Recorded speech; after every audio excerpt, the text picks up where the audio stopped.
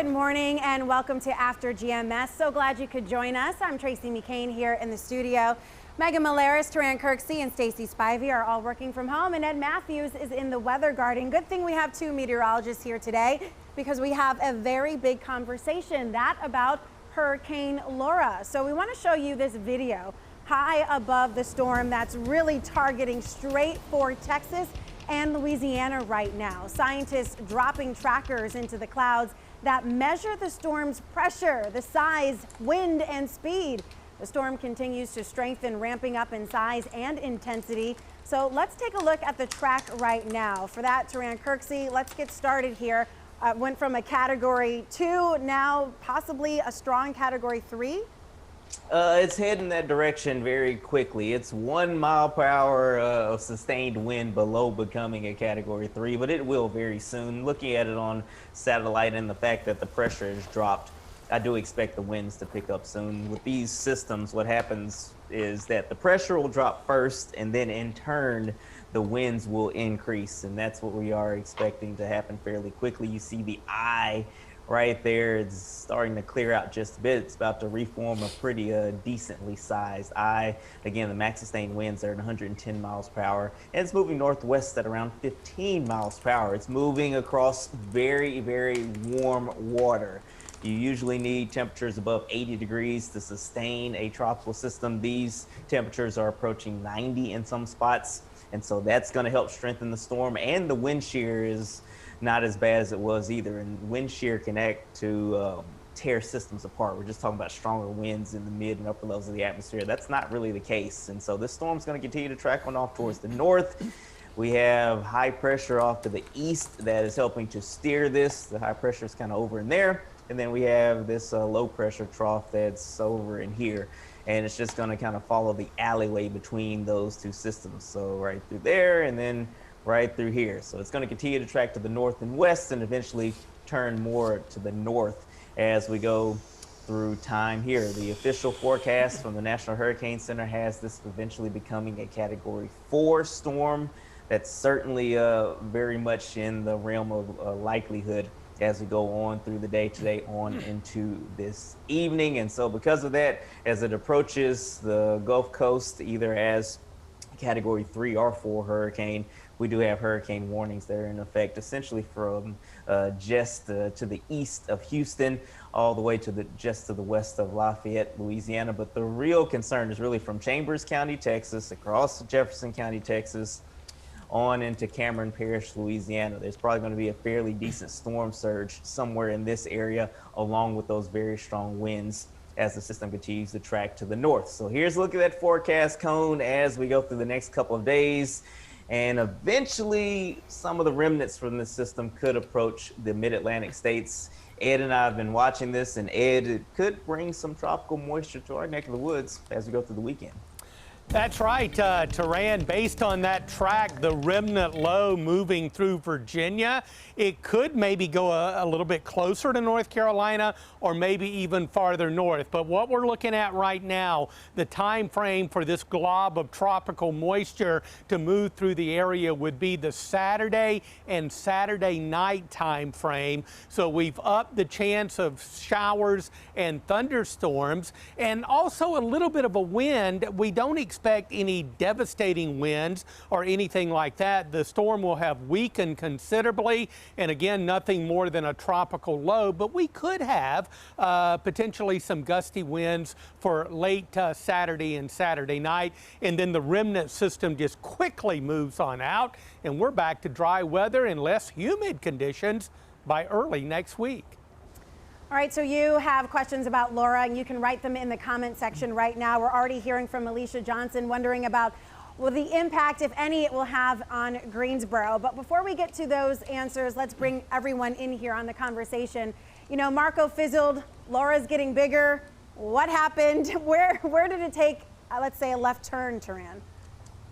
Well, you know, with Marco, it always was expected to be kind of the weaker system, but I will admit it did fizzle out a lot quicker than any of us expected, which is a good thing. And now Laura's really started to take over. So when Marco weakened, it means that it didn't churn up as much cooler water, and so the water is still very warm, and also the atmospheric conditions are more conducive for strengthening over Laura than they were with Marco. Marco was dealing with that wind shear the majority of the time it was transversing the Gulf of Mexico. So this is a very strong system, and it's going to impact an area of the country that has had to deal with major hurricanes in recent history. If you think back just to 2017, I believe we had Hurricane Harvey, which made landfall uh, really west of Houston, but then it just kind of meandered across southeast Texas, and it took several days for that moisture to get out of there. In fact, they had about 60 inches of rainfall over the course of just a few days in Jefferson County, Texas. That's where Beaumont, Texas is, just to the east of Houston. So the good news for them with this system is it's going to move fairly quickly. It's not going to just sit over that area, but there are a lot of folks down there that have just recently gotten the things back together after that major flood in 2017. And unfortunately, they have a pretty serious hurricane on their doorstep right now. So that's something that we're going to certainly be keeping a very close eye on. And if you are a person that prays or believes in that, please certainly throw up some prayers for them, because it's going to be a rough go of it as this storm starts to move in tonight on into tomorrow morning for those folks down that way.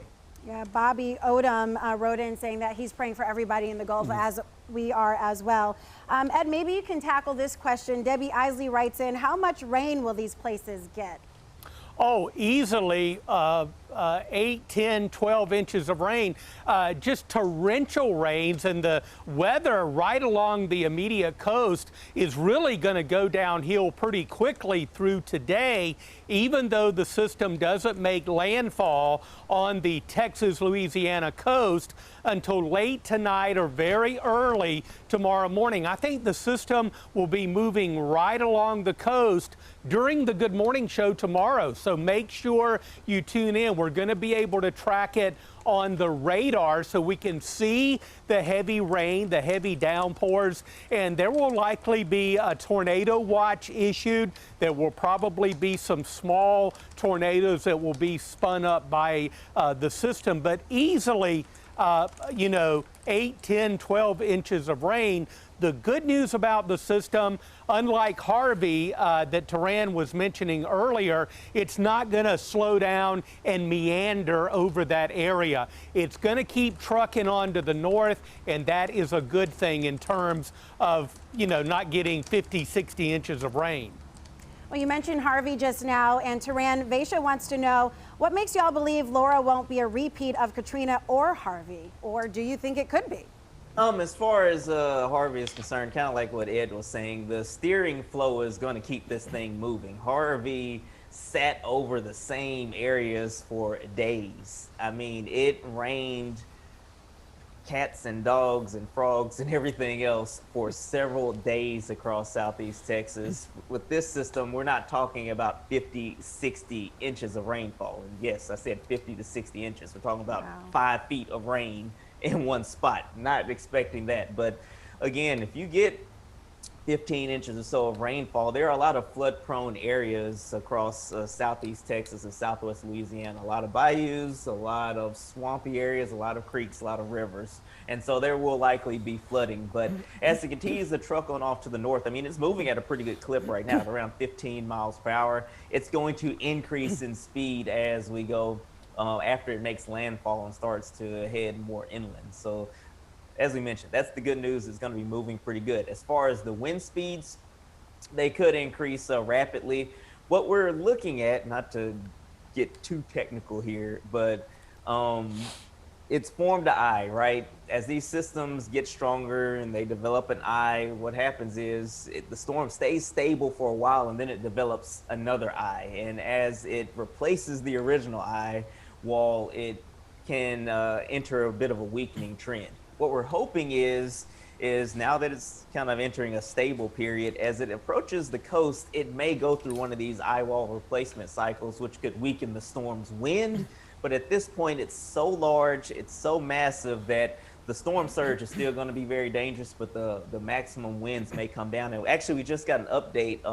The 8 AM advisory has just come out, and I just noticed that the max sustained winds are up to 115 miles per hour. So this is officially a Category 3 hurricane right now, and the pressure is at 963 millibars. It is continuing to strengthen.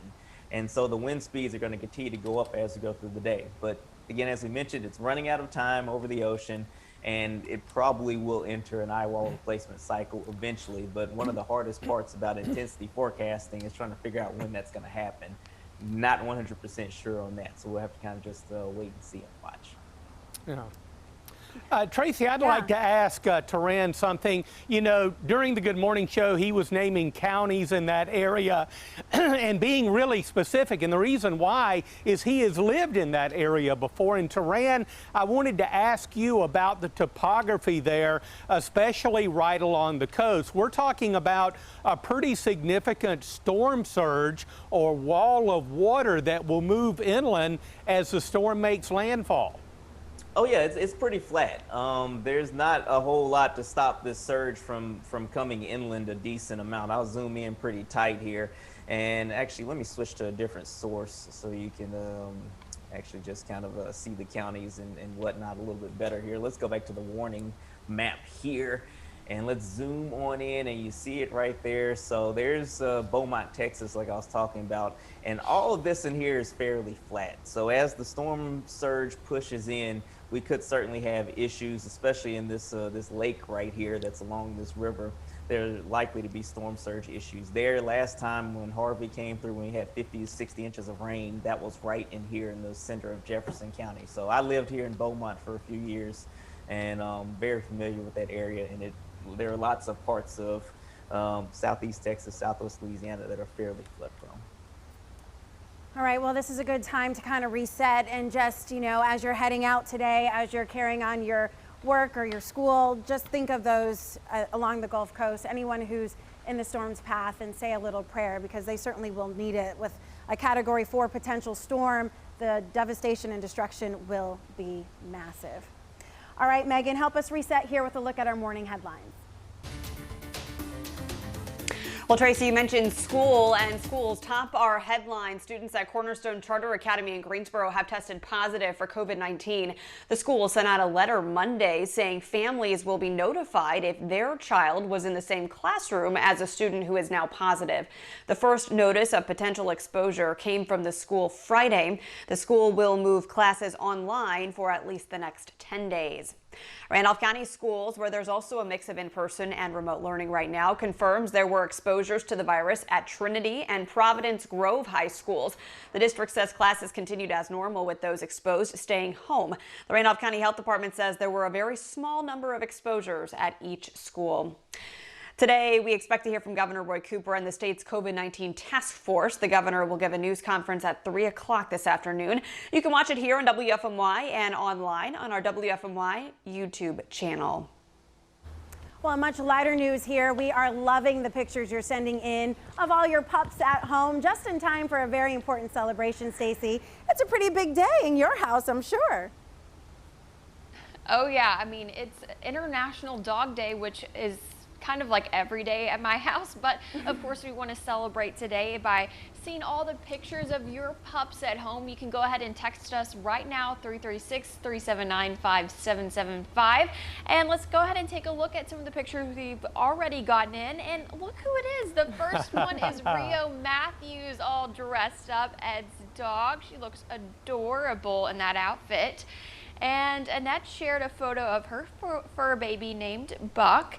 And here's Maddie, who came from the To the Rescue segment about 10.5 years ago. That's really cool.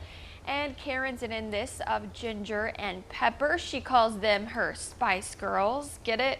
That's so cute. And Angie shared a photo of her corgi named Ellie. What an adorable dog. And looks like Kaylee is some kind of doodle, so her and Wrigley need a play date. And then this is Finley, all comfy in the back seat of a car. A viewer sent us in saying that he is available through the Humane Society of Alamance County. They say he's a very smart pup at around 10 months old. So he is looking for a forever home. Love that it's International Dog Day. It's also Women's Equality Day, so 2 big days to celebrate today. Hey, and by the way, while we're talking about dogs, Rockingham County is offering free adoptions this Saturday for their Clear the Shelters event, which is really awesome. So in honor of International Dog Day, you can celebrate with maybe adopting a new pup and have no cost to you. So 2 pluses for 1. So Triad, you have rescues at your home, both of your dogs, both rescues, and I know that they're perfect additions to your house. Oh yeah, certainly have been blessings to be in my life as as well. And again, definitely consider adopting if you can, and definitely happy to have these 2 characters walking around my office right now. I'm not tearing up anything, at least not at the moment. So definitely happy to have them. I need to take some more pictures of them, I guess. I'm bad at taking pictures. I'll do better. Well, they definitely bring out your softer side. There was one day that one of them, I think it was Stormy, was in your lap and you were petting her, and you just seemed so content. I was like, I've never seen this side of Triad before. Keep the dogs around. All right, Ed Matthews, we saw Rio Matthews. I love that she has your last name, as she should. So got all dressed up, and is that something you do with her all the time? Yeah, she is my baby. We don't dress up a lot. She was kind of dolled up in that picture because she went to Downtown Hounds. Of course, in downtown Greensboro, they do a great job with grooming. So she had just been groomed, and they put a little bow in her hair, and she was all cutesy and had a little bandana around her neck and everything as well. So she was all dolled up, and she is definitely my baby. I can tell you spoil her, that's for sure. Oh, yes. Stacy's snapping her fingers. Are you calling your Wrigley over? You're like, come on. I'm trying to snap to get him to come in here. I don't know where he is so that he can make an appearance, but typically at this time of the day, he wakes up, he eats his breakfast, then he goes back to get in bed because he likes to sleep like his mom does. Smart dog. My husband's trying to bring him in here. Come here. He needs a haircut. Come here. No, over here. Come here. Oh, are you going to lift him hi up? to everybody. Oh my goodness. He's like a miniature horse. Are you going to lift him up? Come here. Can you see him? Yes, we can see him. His head is as big as yours. He's huge. Look, say hi. He's cute. He's like, okay, can I go back to bed now? Aw. So cute. Well worth it, Stacy. I love seeing him. And Megan, I know that you grew up with dogs, as I did as well. More cat people these days, but it's International Dog Day, and it's a reason for all pet lovers to celebrate. Oh yeah, well I've always said, and as you know, you've met Milo, I am convinced that he is a dog trapped in a cat's body. He's actually lying outside the door right now to the sunroom waiting to get in after we're done with this. So congratulations to all the dogs out there, and I'm so thankful for all of our awesome viewers who have adopted a pet, a dog or a cat, over the years through our To the Rescue segments. It's so awesome to see the community's support for animals in need here in the Triad. Yeah, it's great. I love the To the Rescue segment. Ed Matthews started that, over a decade ago. Allowed me to jump in on that, and I appreciate that. We've been able to find thousands, I'm going to say thousands because I'm thinking in the future, but literally it has been, of animals, great homes. And Ed, thank you for spearheading that, because without that, who knows where our shelters would be. They'd probably be in crisis as well. Well, I can't take the credit. The credit has to go to the people who have adopted. And so far, well over 2,000 since we started the program in October of 2009. And of course, we feature pets every Friday, Saturday, and Sunday on the Good Morning Show. For the moment, our 1-hour specials have been suspended because of the COVID outbreak. Hopefully, we'll be able to bring that back sometime in the future, and we'll get even more dogs. But we're going to keep increasing that number of adoptions. Yeah, that's pretty awesome. I can't wait until we can bring it back. But in the meantime, we're still finding those babies great homes. All right, we do have time for a final look at the forecast. Ed Matthews, is that all you? That's all me. All right. Yeah, Taran did a wonderful job talking about Hurricane Laura. And, you know, the next several days we're going to be dry today, tomorrow, and I'm betting that most of Friday's going to be dry as well. Turning up the heat. We had a 90-degree day yesterday. We're going to do it again today, tomorrow, and Friday. And then we knock the temperatures back because we anticipate at least some of the moisture, the leftovers of Laura, moving through the area Saturday and Saturday night. Maybe a little bit of wind. We'll keep an eye on that. Nothing significant the way it looks right now, but certainly extra clouds and a better shower and storm chance Saturday and Saturday night. But the remnant low will track quickly onto the east, and we're back to dry weather by Sunday and early next week. And how about less humid and cooler conditions? Temperatures pretty close to normal by early next week. All right, well, we have to get over a major hump. And again, our prayers, our thoughts with those in the Gulf Coast. Tonight will be a major development for that area, and we'll be tracking it tomorrow morning on the Good Morning Show when we'll see those first pictures start to come in. So make sure you join us right at 4:30 tomorrow morning on WFMY News 2 and right back here on Facebook Live at 7:45 a.m. Thanks, everybody, for the great conversations and your great weather questions. That was awesome. And we will see you tomorrow. Take care.